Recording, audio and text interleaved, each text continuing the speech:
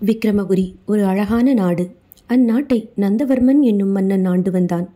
நந்தவர்மன் நீதி நேர்மை தவறாத மன்னன். அவனது ஆட்சியில் மக்கள் மகிழ்ச்சியாகவே இருந்தனர். நந்தவர்மன் அவன் நாட்டில் நடந்தேறிய திருவிழாவில் அந்தணர்களுக்கு சிறப்பாக உணவளிக்க விருந்து தயார் செய்தான். விருந்து தடபுடலாக தயாராகியது. அந்த சமயம் வானில் கழுகு ஒன்று தன் கால்களில் இரையாக பாம்பு ஒன்றை கவ்வியபடி பறந்து சென்றது. அப்பொழுது அந்த பாம்பின் வாயிலிருந்து விஷம் வழிந்து கீழே விழுந்தது. அந்த விஷம் நேராக தயாராகி கொண்டிருந்த உணவில் விழுந்து கலந்தது. இதை யாரும் கவனிக்கவில்லை. உணவும் பரிமாறப்பட்டது.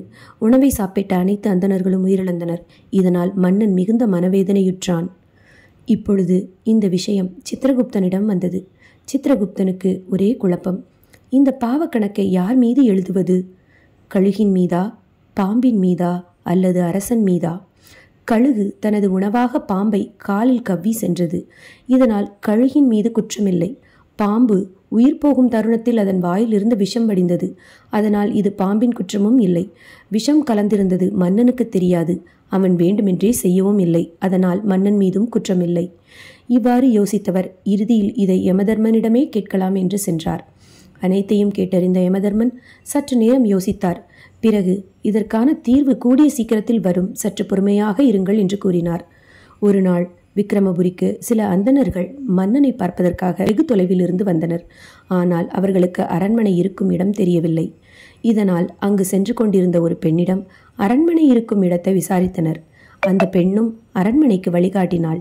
பின்பு இறுதியாக, இந்த அரண்மனைக்கா போகிறீர்கள்? அங்கு உள்ள அரசன் அந்தணர்களை வரவழைத்து அவர்களுக்கு உணவில் விஷம் வைத்தே கொன்றுவிடுவான் என்று சொன்னாள். அவ்வளவுதான். இப்போது சித்திரகுப்தனுக்கு விளங்கிவிட்டது. பாவக்கணக்கு அனைத்தையும் அந்த பெண்ணின் மீதே எழுதினார்.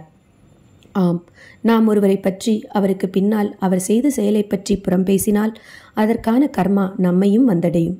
அவர் செய்த செயல் உண்மையாக இருக்கும் பட்சத்தில் பாதி பாவமோ அல்லது தவறாக இருக்கும் பட்சத்தில் முழு பாவமோ நம் கணக்கிலும் எழுதப்படும். எனவே சிந்தித்து பேசுங்கள்.